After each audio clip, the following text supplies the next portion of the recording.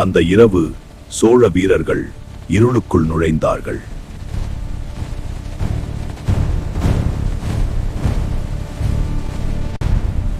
அருள்மொழி இப்போது ஒரு இளவரசன் மட்டுமில்லை, ஒரு வேட்டைக்காரன்.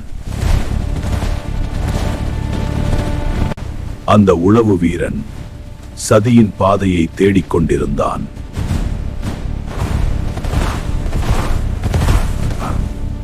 காட்டின் நடுவில் ஒரு மறைந்த இடம் இருந்தது.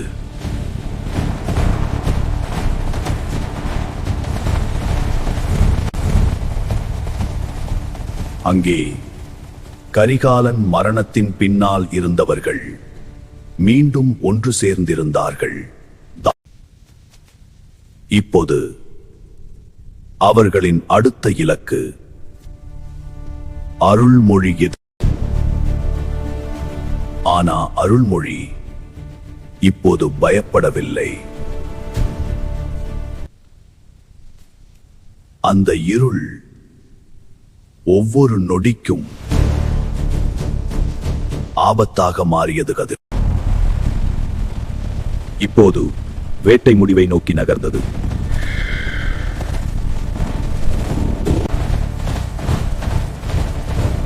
ஆனா அந்த இருளில் இருந்த முகம் அவர்களை அதிர்ச்சியடைய வைத்தது. சோழ வரலாற்றின் அடுத்த அத்தியாயத்தை காண இப்போதே சப்ஸ்கிரைப் பண்ணுங்க.